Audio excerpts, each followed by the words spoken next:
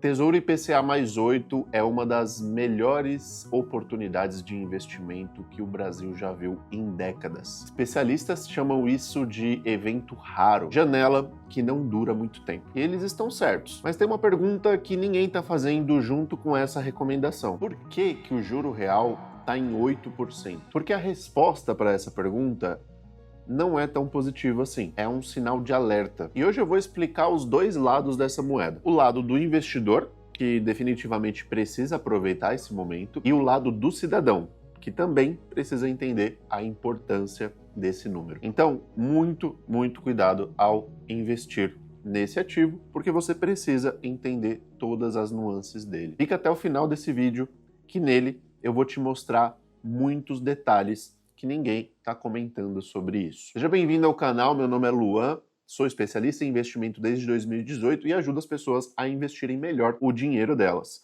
Se você quiser ter a minha ajuda pessoal, só clicar no link aqui embaixo que eu vou te chamar pessoalmente e vou ajudar você com seus investimentos. Antes de qualquer análise, vamos para o básico. O que é o Tesouro IPCA+. Bom, o Tesouro IPCA+, é um título do governo federal onde você empresta dinheiro para o Brasil, praticamente, e ele devolve corrigido a dois componentes principais. É o que a gente chama de taxa híbrida, que é o composto de uma taxa pós mais uma taxa pré. É a somatória dessas duas taxas. O primeiro componente é a inflação, é a parte pós-fixada dessa somatória, onde você vai receber definitivamente toda a inflação do período. É aqui onde a gente chama de proteger o seu poder de compra, ou seja, quando você investe na inflação e a inflação ela vai corrigindo ao longo do tempo conforme os preços vão aumentando, você consegue comprar a mesma coisa que você compraria num determinado ano. Se você tem um produto, por exemplo, que você compra por um preço X hoje e você investe numa inflação, essa inflação tende a subir conforme o tempo e provavelmente daqui 10 anos você compraria o mesmo produto. Diferentemente, se você não tivesse investido esse dinheiro, por exemplo, tivesse colocado o dinheiro debaixo do colchão, muito provavelmente você teria que colocar mais dinheiro para comprar aquele mesmo produto, porque daqui 10 anos esse produto já ficou mais caro. Eu costumo dar um exemplo muito interessante para os meus clientes, que é: quantos pãezinhos você comprava com R$2 há 10 anos? Provavelmente um saco de pãozinho. Hoje em dia você compra um pãozinho só e olhe lá, dependendo da padaria você ainda vai ter que comprar um pouquinho a mais ali do que R$2. E o segundo componente é a parte pré-fixada, ou seja, é a taxa que você ganha depois do que você já protegeu na parte da inflação. É a parte fixa. É o que a maioria dos especialistas e investidores profissionais chamam de juro real. Então, quando você vê esse termo mais uma vez, você já sabe que juro real é o que ultrapassou, ou seja, é o que passou depois da inflação. Então, se aquele investimento rendeu 10%, por exemplo, você precisa analisar o quanto subiu de inflação nesse período e subtrair esse resultado. Ou seja, se a gente teve um resultado de inflação de 5% e o seu rendimento foi de 10% no total, o seu juro real foi de 5%. E hoje, esse juro real está em 8%. Isso significa que, independentemente da inflação, o seu juro real vai ser de 8% ao ano, acima da inflação. Na prática, se a inflação for de 5% no ano, o seu rendimento naquele ano foi de 13%. Se for de 6%, o seu rendimento foi de 14%. E é muito importante reforçar que esse juro real ele é garantido desde que você leve até o vencimento do título. Agora, para a gente fazer uma breve comparação, o retorno real e histórico desse mesmo título, que está hoje IPCA mais 8, foi de 4,5% a 5%. Isso o histórico de juro real, acumulado durante alguns anos. Ou seja, a gente está vivendo hoje um momento histórico, que ultrapassa a média já histórica de 4,5%, 5% de juro real, onde inclusive muitos gestores de investimentos colocam como meta o juro real de 6%. Ou seja, você, pessoa física, investidor comum, como nós aqui, podemos investir hoje sem a ajuda de um especialista, vamos dizer assim, e conseguir um juro real de 8%, ou seja, muito acima desses 6% que grandes gestores colocam como meta. É definitivamente um ponto histórico para o Brasil. E aí vem a pergunta importante, né? Por quê? Porque o juro real está em 8%. os 3 principais fatores. Quando o título do governo, quando o próprio governo está te oferecendo 8% de juro real, isso não é uma generosidade do governo, é uma situação atual do país. E é uma situação onde os preços enxergam o risco do Brasil. Quanto maior o preço, maior a oferta, maior o risco. Ou seja, estamos vivendo num momento de estresse do mercado, onde o próprio Brasil enxerga um risco maior para ele. Então ele precisa aumentar o prêmio, que é segurar um investimento a IPCA mais 8, por exemplo. E aqui vem os 3 principais fatores disso estar acontecendo. Primeiro fator, fator 1, risco fiscal. A dívida pública brasileira fechou 2025 em 78,7% do PIB e deve atingir 83,6% do PIB em 2026, mantendo tendência de alta. Quanto maior a dívida, maior o risco do país não conseguir honrar com seus compromissos. E quando o risco sobe, o investidor exige mais retorno para emprestar dinheiro ao governo. Fator 2. Inflação desancorada. A meta da inflação do Brasil é de 3%, mas o mercado projeta a inflação acima de 4,5% para os próximos anos. Quando as expectativas de inflação se deslocam da meta, o Banco Central precisa subir os juros para trazer de volta. E isso puxa todo o mercado de renda fixa para cima. Fator 3. Prêmio de risco de país emergente. O Brasil ocupa hoje a posição de segundo país com o juro real mais alto do mundo. Taxa real de 9,51% ao ano, superado apenas pela Turquia, que lidera com 12,34%. O Brasil aparece nesse ranking ao lado de países que enfrentam crises estruturais sérias. Isso não é uma medalha. Bom, e para você que não entende exatamente como funciona a função da taxa com a inflação, é muito simples. Quando a gente tem um juros muito alto, a maioria das pessoas, elas preferem investir o dinheiro numa renda fixa do que usar o próprio dinheiro, seja para gastar ou até mesmo para se endividar. Isso porque, nos juros, ele também vai impactar diretamente o financiamento e os empréstimos. Então, atualmente, temos financiamentos e empréstimos mais caros por conta de um juros alto. O inverso vai acontecer quando os juros cai. Então, quando os juros cai é porque ele conseguiu controlar toda essa inflação, que é por conta das pessoas gastando dinheiro, e como elas não estão gastando dinheiro nesse momento, a inflação ela tende a diminuir, e quando isso acontece, os juros ele tende a cair. Mas só vai acontecer quando de fato essa inflação começar a cair. Então ele diminui ao longo do tempo. Isso vai fazer com que as pessoas investam menos nesse momento em renda fixa e prefiram gastar mais dinheiro ou até mesmo se endividar mais, fazendo com que a economia fique um pouco mais aquecida. E é justamente por isso que hoje não estamos vivendo num momento bom economicamente falando. A economia está agora fria. Então, o Banco Central ele prefere estar com juros muito altos para que isso melhore um pouco mais no curto e médio prazo. Ainda assim, a inflação não é um fator só Brasil. Vai depender muito também do exterior, como conflitos e qualquer outro estresse que aconteça fora do mundo que impacte diretamente os nossos produtos aqui, também vai impactar naturalmente a inflação. Agora os números que transformam esse cenário abstrato no mundo real. Número 1, o governo brasileiro gastou 1 trilhão com juros da dívida em 2025. É o maior valor já registrado. Isso representa em torno de 8% do PIB. Para ter uma noção do tamanho, o orçamento inteiro do Ministério da Saúde em 2025 foi de aproximadamente 230 bilhões.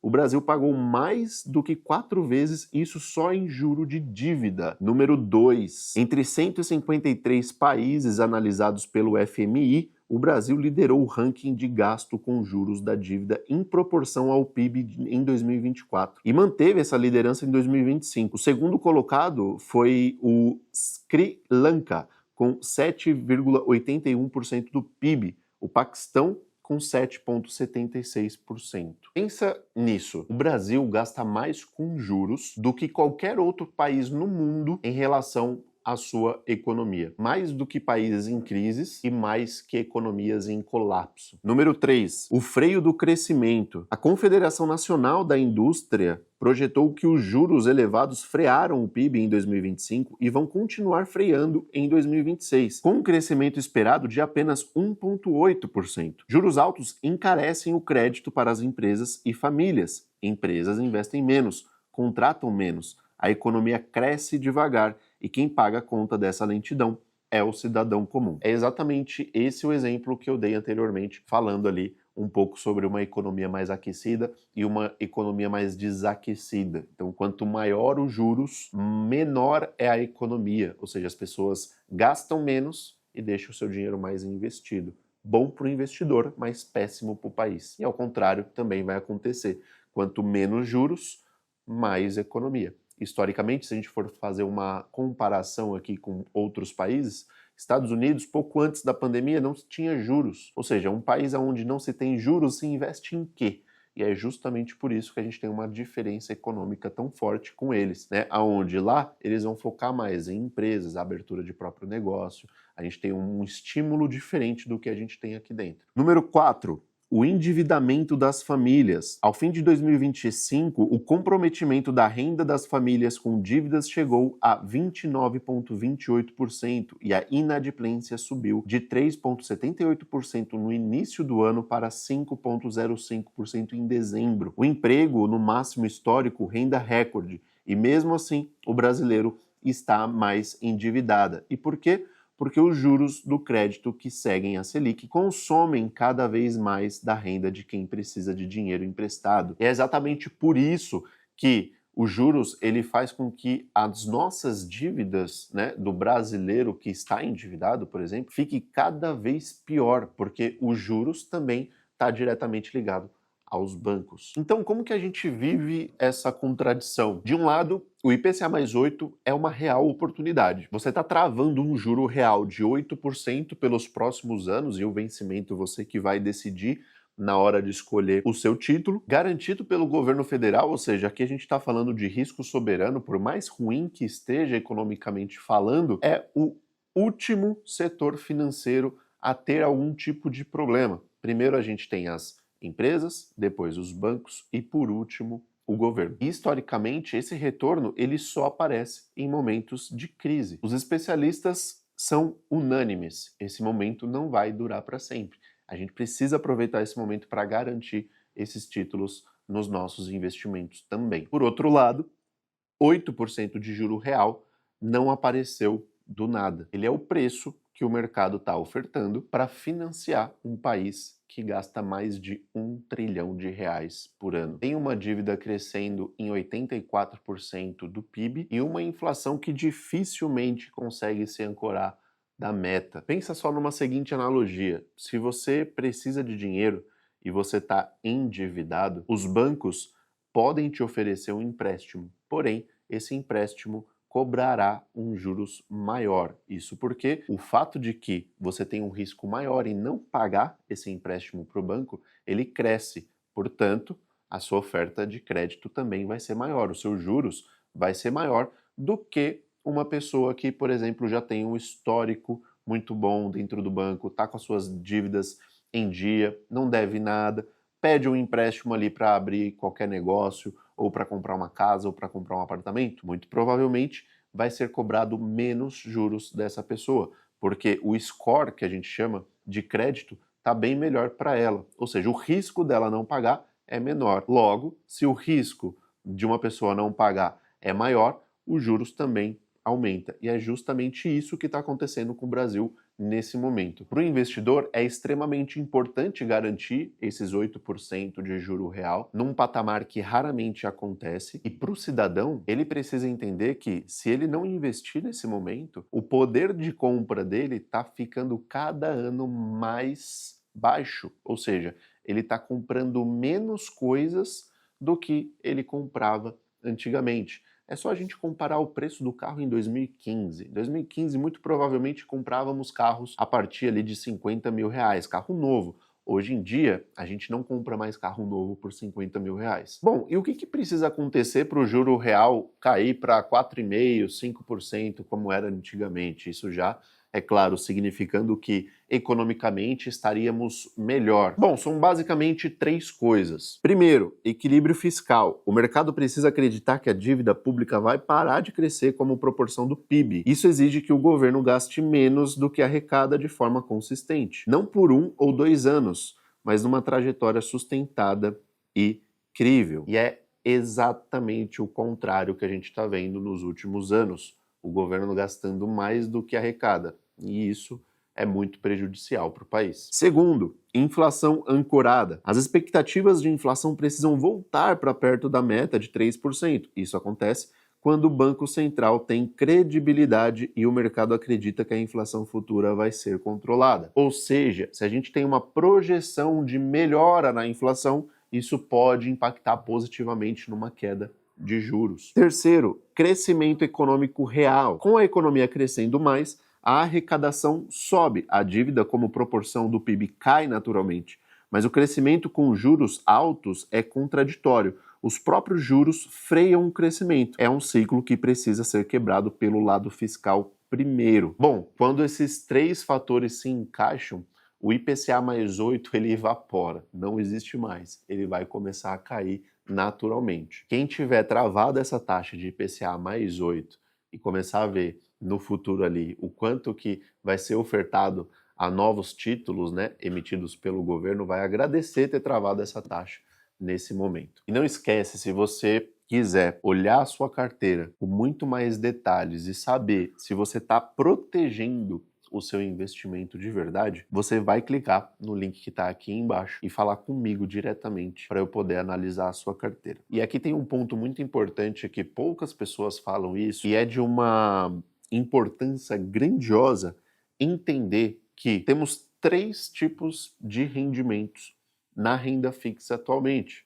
Praticamente os 3 principais que regem o mercado como um todo. Dentro dessas 3 tem outras variáveis, mas são 3 principais. São rendimentos pós-fixados, pré-fixados e os híbridos, que é o que a gente acabou de aprender hoje, que é inflação mais uma taxa fixa, ou uma taxa pós mais uma taxa pré. Dessas 3, as 3 têm rendimentos diferentes. E, obviamente, quando a gente trava uma taxa de IPCA mais 8, estamos garantindo ali aproximadamente 13% ao ano, ele está abaixo dos 14,5% que a Selic paga hoje. Isso pode gerar muita confusão no investidor e gera diariamente com pessoas que estão começando a investir hoje, que não entendem que, poxa, Luan, mas você está falando que é o investimento da década, é a oportunidade do ano, mas rende menos que 100% do CDI? Exatamente. Isso porque o CDI acompanha a taxa Selic